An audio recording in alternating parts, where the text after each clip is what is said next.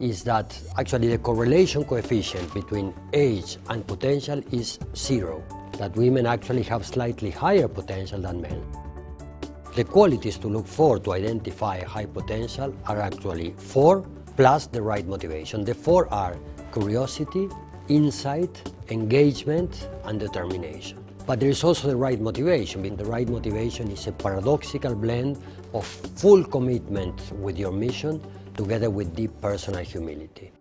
Key differentiating competencies between an average performer and a top performer are emotional and social intelligence-based competencies, soft competencies. The only way to actually assess those type of soft competencies is by speaking with people who have worked close to them, have seen them in those type of circumstances, have seen them in action, and have the motivation to tell you the truth. And it is certainly very, very limited for very senior roles. My name is Claudio Fernandez Arauz Felodi. I am an executive fellow for executive education at Harvard Business School and also a senior advisor of Egon Zehnder International, a leading executive search firm.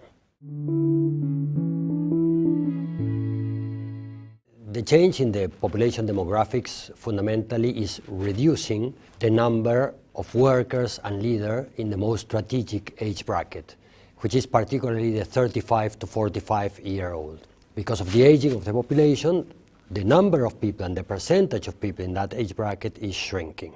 Now, the way to deal with that is in 2 ways. First, to become aware that we should actually consider both younger and older people. And what we found in our firm is that actually the correlation coefficient between age and potential is 0. What this means is that not only the strategic people in that age bracket, but younger people and older people can have also very high potential. The second thing is to consider more women, because all over the world, while if you go to the business schools, the majority of people are actually women, even in the United States, when you look at CEO positions, only 3% of them are women. And in our research, we have found that women actually have slightly higher potential than men. So we should also consider more women, and in this way we will eliminate the talent crunch because of the aging of the population. So large companies have 2 advantages. One, they have lots of experience and they can do the analytics and they can have statistics of who the best workers are, on the one hand. The other advantage that they have is because they have been successful, they have a brand that attracts people and acts more as a magnet for talent. Small and medium enterprises are at a disadvantage in those 2 points of view. So they should invest much more time attracting the right people. But the second thing that small and medium enterprises have is the advantage of being more motivating workplaces. Why? Because they can give people more autonomy, because they are less bureaucratic. They can have a greater sense of mission, of purpose, because they are working very close to the owner of the company. So even if you have the right experience for this job today, this job tomorrow will be a different job. And if you don't have the potential to continue growing and learning and fundamentally changing, you won't be able to be successful. The qualities to look for to identify high potential are actually 4 plus the right motivation. The 4 are curiosity, insight, engagement, and determination. But there is also the right motivation. And the right motivation is a paradoxical blend of full commitment with your mission together with deep personal humility. So you don't want to do things because of selfish reasons, but because of selfless reasons. The good news is that most of them are largely characteristics we can develop. You need to work to cultivate your curiosity throughout the whole life. Same thing with insight. You can become much more insightful if you think logically, if you do decision trees, if you do issue analysis. Now, Chinese have very strong potential on average. They have greater curiosity than the global average, greater insight and greater determination, but they have lower engagement. But engagement can be developed. Determination is the one characteristic that it is harder to change at an adult age, but you can still change it through some life-transforming experience or with the right type of external support in terms of coaching. Now, the difference between an average person and a star worker is very different for different types of jobs. And what it happens is that it grows exponentially with the complexity of the job. So, for example, you look at an old blue-collar worker in an assembly line, someone who is adjusting bolts or nuts. So you would have a distribution of productivity where if the average is 100, the standard deviation is 20%. This means that the highly productive worker would be 40% more productive than an average one. If you look at a more complex job, for example, a computer programmer, a software developer, the standard deviation is not 20%, it's not 120%, it's 600%, which means that a highly productive worker would be 1,200% more productive than the average one. That's why for complex jobs, and leadership and management is a very complex job, it really pays to invest time and effort to try to find the best and develop the best, because the difference between the best and the rest is extraordinary. Well, I think that the most important quality is the right type of motivation to the right job. There's, for example, lots of research that shows that the difference between an average interviewer, for example, and an outstanding interviewer is huge. And the one thing that most differentiates the best interviewers from the average interviewers is the motivation to the right job. If you want, for example, to be a good interviewer, you need to, first of all, generate a large pool of candidates. Second, you need to reserve enough time for the interview. Third, you need to think the questions in advance. Fourth, you need to have the discipline to ask the questions, to follow up on the questions, to take notes, to review your notes. You need to have the discipline to make that phone call for a reference checking to the person who is not responding and you still smash. But it is a matter of discipline. Discipline to close the door, discipline to put away the smartphone while you are interviewing the person. But it is disciplined people with disciplined action and disciplined thought who build lasting greatness. And this applies particularly for interviewers and overall for talent managers and HR leaders. And that requires the right motivation to the right job. There are some roles, some positions where when you go abroad and when you go internationally, locals are much better. For example, for corporate affairs, for dealing with the local regulators. For some roles, such as, for example, human resources, accessing the local market, it can be better. But for other type of positions, in most markets, chief financial officers, you can bring your own people, not in high inflation countries. For technical and operational, I think that you should fundamentally bring your own people, particularly people from China who are extremely bright from a scientific point of view, extremely disciplined from a productive point of view. For most of those cases, I wouldn't hire external people.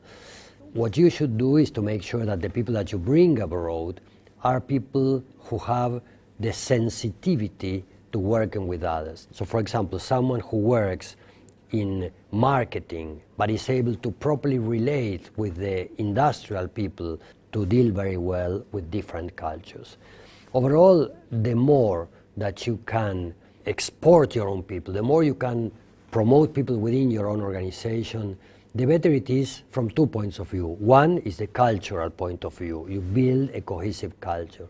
And two, it is highly motivational, because who wants to work for an organization that whenever there is a great opportunity? So I am, in general, in favor of trying to promote from within as much as you can. That role is extremely powerful already today in two types of circumstances. One is in jobs which typically are at a relatively low level. You have so many experiences of having people work in those jobs that you can do the analytics and you can find out what is the best profile of the people that are the top performers for that type of job. And let me tell you just one story. A few years ago, when I was a speaker at a big talent event for the public sector in Singapore, I met Subramanian Ramadurai, who was in those days the chairman of TCS, Tata Consulting Services, the information division unit of the Tata Group of companies. An extraordinary company. And I asked Subramanian, how many people are you hiring this year? And he said, oh, Claudio, 70,000. These are computer programmers. They hire them straight out of college. And this is what they were doing. So first, they have the data in their databases of the productivity of each of these programmers. And they also have the cost, salary plus bonus, plus training, plus hiring cost.